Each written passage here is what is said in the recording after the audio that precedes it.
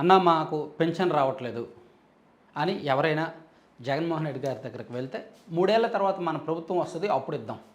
అన్న రోడ్డు విస్తరణలో మా ఇల్లు కొట్టేస్తున్నారు న్యాయం చేయండి అంటే 3 ఏళ్ల తర్వాత మన ప్రభుత్వం వస్తుంది, 3 ఏళ్ళు కళ్ళు మూసుకో అప్పుడు మన ప్రభుత్వం వస్తుంది న్యాయం చేద్దాం.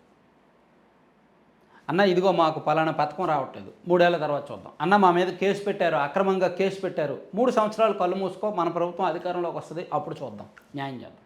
ఇదే సమాధానం.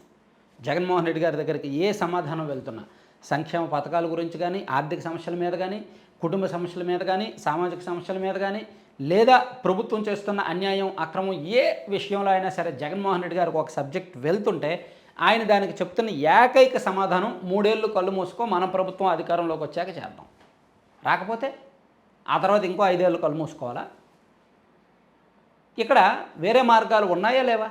ఇప్పుడు రోడ్డు విస్తరణలో ఇల్లు కోల్పోయారు, వాళ్ళ తరపున కోర్టులో ఓకే మేము మీ తరపున ఫైట్ చేస్తాం, ఇదిగో ఒక టీంకి ఎవరైనా తన టీంకి చెప్పాలి వీళ్ళ సమస్య చూడండి, వీళ్ళ సమస్య తీవ్రమైందే, సో ఇమీడియట్గా లీగల్గా వెళ్ళండి, కోర్టులో ఫైట్ చేయండి, లేదా ఇమీడియట్గా అక్కడ నుంచి జిల్లా కలెక్టర్కి ఫోన్ చేయొచ్చుగా.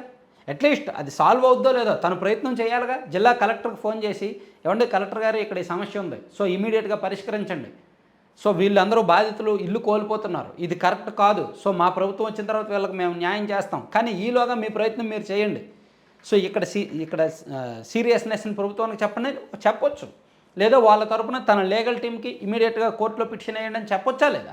వేరే మార్గాలు ఉన్నాయి.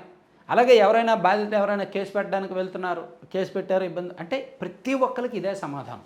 సో ఇది అంటే జగన్మోహన్ రెడ్డి గారి రాజకీయ విధానం వ్యూహం ఇదే. మరి 3 ఏళ్ల తర్వాత అధికారంలోకి రాకపోతే ఏంటి? ఇప్పుడు 3 ఏళ్ళలో అధికారంలోకి వస్తుంది మనం ఏదో చేద్దామని చెప్పి రకరకాల నూరు పోయడం వలన కార్యకర్తలు కొంతమంది పిచ్చ ఫ్లెక్సీలు పెడుతున్నారు. కొంతమంది ఏమో 2029లో మీరు చేయబోయే విధ్వంసం కోసం ఎదురు చూస్తున్నామని చెప్పి ఒకడు విజయవాడలో మొన్న ఫ్లెక్సీ పెట్టాడు, ఇంకొకడేమో రప్ప అంటాడు, జగన్ 2.0 అని చెప్పి ఇంకొకరు ఫ్లెక్సీలు పెడుతున్నారు. ఈ పిచ్చి ఫ్లెక్సీలన్నీ ఎందుకు వస్తున్నాయి?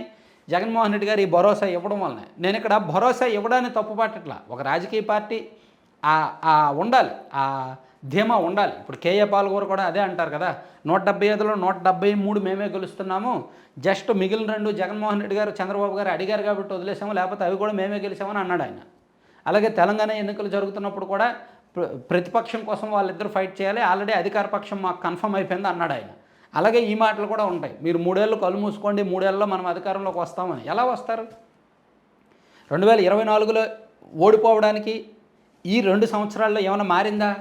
ఏమైనా పరిస్థితి మారిందా? పార్టీ నడవడిక మారిందా? పార్టీ ప్రవర్తన మారిందా? రాష్ట్ర వివిధ పరిపాలనాపరమైన అంశాల్లో ఆలోచన మారిందా? విధానాలు మారలేదు కదా. సో ఎందుకు అధికారంలోకి రావాలి? ఎందుకు అధికారంలోకి రావాల్సిన అవసరం మీరేం కల్పించారు? సో ఇక్కడ జనంలో తటస్థ ఓటర్లను మీరు ఏ విధంగా ఆకట్టుకున్నారు? అమరావతి విషయంలో మీ స్టాండ్ అలాగే ఉంది. పోనీ 3 రాజధానులకు కట్టుబడి ఉన్నారు, విశాఖపట్నానికి కట్టుబడి ఉన్నారు కదా అంటే అది కూడా లేదు, మావిగాని అన్నారు. సో ఇక్కడ ప్రజా తీర్పుని ఇప్పటివరకు గౌరవించట్లేదు. సో స్టిల్ అంటే మాకు అధికారంలోకి ఇవ్వండి మేము ఇచ్చేస్తాం అని బెదిరిస్తున్నారు తప్ప, బెదిరింపు ధోరణిలో వెళ్తున్నారు తప్ప అధికారం కోల్పోవడానికి కారణాలు అన్వేషించట్లేదు. సో అంటే ఇవన్నీ చూస్తుంటే రాజకీయ వైఖరి, రాజకీయ విధానాలు చూస్తుంటే ఎక్కడో తప్పుడు దారిలో వెళ్తుందని ఈవెన్ ఆ పార్టీ నాయకుల్లో కూడా అదే చర్చ. ఇప్పుడు ఎవరైనా ఏ సమస్య మీద వెళ్ళినా సరే 3 ఏళ్ళు ఓపిక పట్టు, 3 సంవత్సరాలు కళ్ళు మూసుకో మనం అధికారంలోకి వస్తాం. గతంలో కూడా అంతే. జగన్మోహన్ రెడ్డి గారు 2019కి ముందు కూడా ఎవరైనా వెళ్ళి ఏమైనా కోరితే చాలు ఇమీడియట్గా పరిష్కరిస్తామన్నాం. అలాగే అటువంటి హామీల నుంచే పుట్టుకొచ్చింది ఏది సిపిఎస్ రద్దు చేస్తాం, అధికారంలోకి వచ్చిన వారం రోజుల్లో సిపిఎస్ రద్దు చేస్తామనే హామీ అప్పుడు ఆ ఫ్లోలోనే ఇచ్చారు. మెగా డిఎస్సి ఇస్తామన్న హామీ ఆ ఫ్లోలోనే ఇచ్చారు, అవన్నీ నెరవేర్చాల. ఇప్పుడు మళ్ళీ 3 ఏళ్ల తర్వాత అధికారంలోకి వస్తే అన్నీ చేస్తామంటున్నారు అనమాట, లేనిపోని ఆశలు కల్పిస్తున్నారు. ఇక్కడ నేనేంటంటే ఒక రాజకీయ పార్టీగా వాళ్ళకు ఒక వ్యవస్థ ఉంటుంది కాబట్టి, ఒక టీం ఉంటుంది కాబట్టి, ఒక లీగల్ టీము, ఒక వ్యవస్థ ఇదంతా ఉంటుంది కాబట్టి వాళ్ళ దగ్గరికి ఎవరైనా సమస్య మీద వస్తే ఆ సమస్యని ఫైట్ చేయడానికి ఈ 3 ఏళ్లలో కొన్ని మార్గాలు ఉంటాయి. న్యాయపరంగా వెళ్ళొచ్చు, అధికారులతో వెళ్ళొచ్చు, లేదా తన క్యాడర్తో కలిపి ఎంఆర్ఓ ఆఫీస్ దగ్గర కూర్చోవచ్చు, కలెక్టర్ ఆఫీస్ దగ్గర కూర్చోవచ్చు, ధర్నాలకు పిలుపునివ్వచ్చు, బాధితుల తరపున పోరాడడానికి రకరకాల మార్గాలు ఉంటాయి. 3 సంవత్సరాలు ఓపిక పట్టండి, 3 సంవత్సరాలు పడుకొని లేకండి, 3 సంవత్సరాలు కళ్ళు మూసుకోండి, ఇవన్నీ కూడా దీనివల్ల యూజ్ ఉండదన్నమాట. సో ఇది ఆ పార్టీలో జరుగుతున్న డిస్కషన్. ఆ పార్టీలో ముఖ్య నాయకుల్లో కూడా అంటే జగన్మోహన్ రెడ్డి గారికి ఎవరు చెప్పలేరు ఇలా చేద్దాం, ఇలా మీరు అనడం వల్ల ఒక వ్యతిరేకత వస్తుంది, అలా అనొద్దని ఎవరు చెప్పలేరు, చెప్పేంత సాహసం ఎవరు చేయలేరు. ఆయనేమో ఇదే రిపీటెడ్గా జరుగుతున్నాయి తప్పులు. Thank you.